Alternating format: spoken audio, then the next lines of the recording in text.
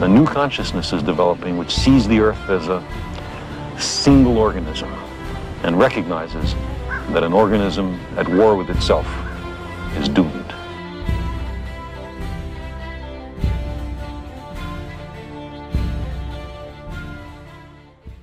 Yo, Shlev here, the Zeitgeist Movement, the activist arm of the Venus Project. We, of course, advocate a resource-based global economy. Now, I was recently asked to do a video addressing the top 10 arguments that come up against the Zeitgeist Movement. So, going in order from 1 to 10, number 1, of course, being the argument that I've seen the most amount of times, and I think it was also probably the very first argument against this direction that I ever saw. The Zeitgeist Movement is proposing the New World Order. There is an activist group whose members come on YouTube and post videos openly advocating what they phrase a New World Order, but it is not the Zeitgeist Movement, it is the Destiny Group. Okay? Destiny Group, these New World Order advocates, they're advocating a one world government with a global currency. They call it the equal money system. I guess, if I understand correctly, the idea is that there is a digital currency that's kept on these microchip implants. Right? I guess the idea is that whenever a baby is born, they have a microchip implanted into their body. So all the people around the planet are chipped with an equal amount of money that's supposed to sustain them for the rest of their lives or something like that. So yeah, not exactly something that the Zeitgeist Movement is advocating. Zeitgeist Movement is not interested in a monetary system, right? We're done with money, okay? We're advocating the resource-based global economy, not an equal money system. That's the Destiny Group, okay? Again, Destiny Group also advocates a one world government. Zeitgeist Movement is done with government. We want no government, okay? So it's not the same thing. I mean, technically, the New World Order is just a phrase that gets kind of tossed around and means different things to different people. It's completely subject to interpretation. That's kind of why there's all these different conspiracy theories that demonize the phrase.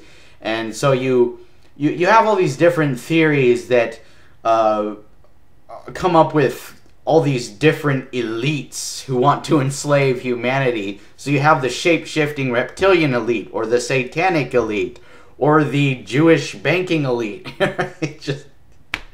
It's all very silly, and it's gotten quite out of hand, actually. But yeah, you can't just say, oh well, you guys are proposing the New World Order and think that you're somehow invalidating all the points that we're making about a resource-based economy. I'm sorry, it just doesn't work that way. You need to raise actual points, okay? The resource-based economy is just communism!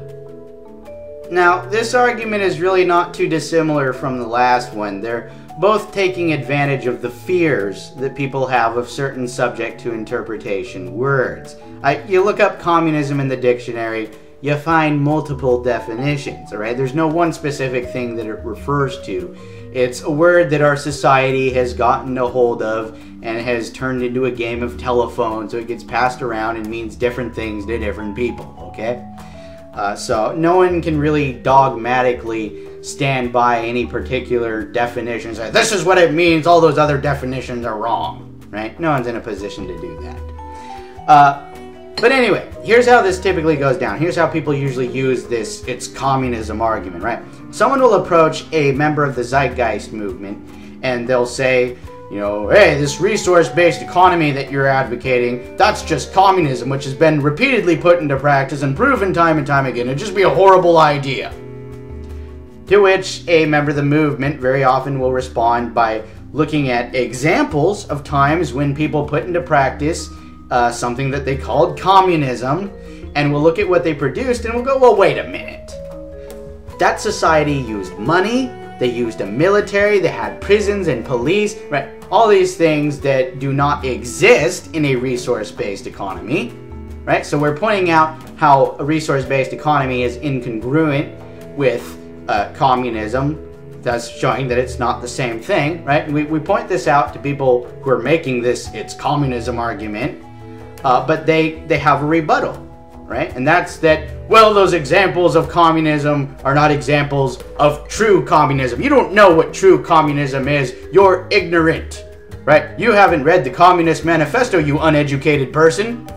Because when you read the Communist Manifesto, there's this part in there where it more or less says that communism can basically be summed up as the abolition of private property. So people read that and they go, well, wait a minute, the Zeitgeist Movement is talking about a system without private property. It's communism, right? And that's kind of understandable, right? It's understandable that that's how they react to that. But basically what you end up there is that they then have this very specific definition in mind for what communism is, okay? And so basically now what they're doing is they're looking at any system without private property as communism, okay? So that would include what we're talking about.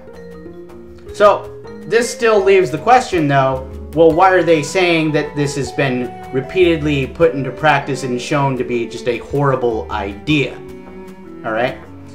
And when you press them for a reason why they're saying that it's been shown to be a horrible idea, they then go to the very examples that they were showing that they were saying did not represent true communism.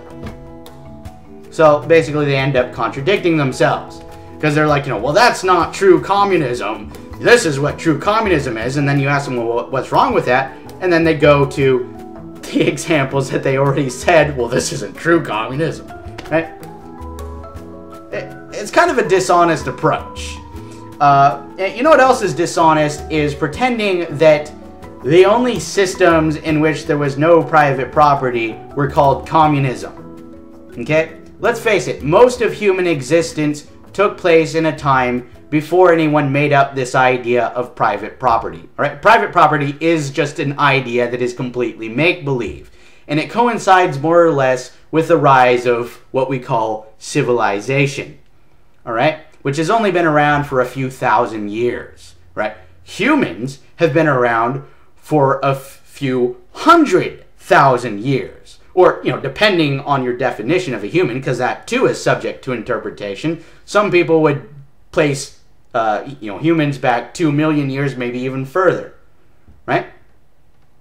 So, most of human existence has gone by without any sense of ownership whatsoever. Now, why is it that we advocate a system without ownership, right? Why is it that we view this as more practical?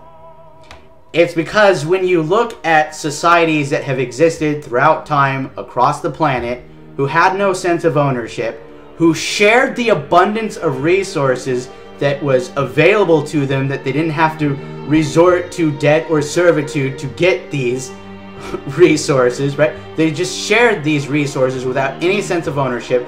Those societies are more peaceful, okay? They have no reason to have prisons or police, no reason to have laws, judges, rulers, bosses, because there's no violence in their society. Which isn't too surprising, considering the fact that they are sharing the abundance of resources around them instead of being greedy and competitive and possessive and territorial. The resource-based economy is a utopian fantasy. Now, when people use this argument, I think what they're basically trying to communicate is that what we're talking about is impossible to achieve. It just can't be done, which is a totally unbacked opinion. There's nothing empirical that backs that up. If you look at the rate at which our technological capability is multiplying and where we're at right now, plus if you look at the different societies that have existed throughout time across the globe, right? You look at these different cultures that had no sense of ownership, that shared the abundance of resources around them without a price tag, right? Cultures like the Bushmen of the Kalahari Desert, or the Tuamotu tribe that Jacques Fresco once upon a time spent some time with, right? You look at these different cultures, their way of life, and where we're at technologically. Come on, obviously this is something that we can possibly do. I'm not going to say that it will definitely be done. That's why there's an activist group, is to see to it that it does get done.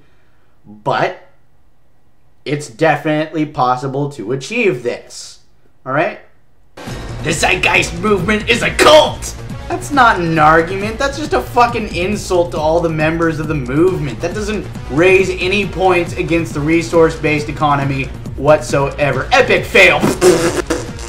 But there will be no incentive to work in a system without money.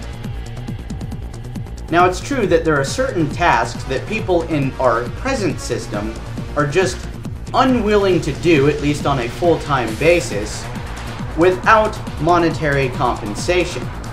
However, there are other situations where one man's job is another man's hobby. Alright? Something that they do for fun, to pass the time, because it's a genuine interest. They need no monetary compensation for it. Alright? Now, in the resource-based economy, people are free to always pursue their interests.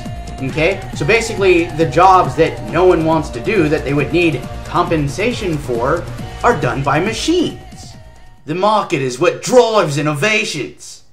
Oh, that's why Homo habilis flaked those first stone tools 2 million years ago. It was market incentive. That makes perfect sense. Homo habilis was just trying to make a sale. Wait, no, actually that doesn't make sense because there was no market 2 million years ago. Yeah, that's actually a relatively new thing that's only been around for like 10,000 years. Came along around the time of the rise of civilization, right? The first agricultural communities that started domesticating plants and animals. Yeah, I'm pretty sure that there was a long period of time during a period called the Stone Ages in which there was a lot of advancement in stone tool making, in which there was absolutely no market whatsoever, because the incentive was survival. The improvements had to do with changing environments, having new resources become available, had nothing to do with some fucking market. This goes against human nature. Now, when people say this, they seem to be under the impression that people are just naturally violent and greedy and selfish and so on and so forth, etc., which, as we've established, is not the case. There are certain conditions that generate these kinds of behaviors. We've already established that there are cultures that don't have these problems. The resource-based economy is unscientific. If making empirical observations, asking relevant questions, doing research, learning from test results and relaying the findings is unscientific, then I guess this argument is correct.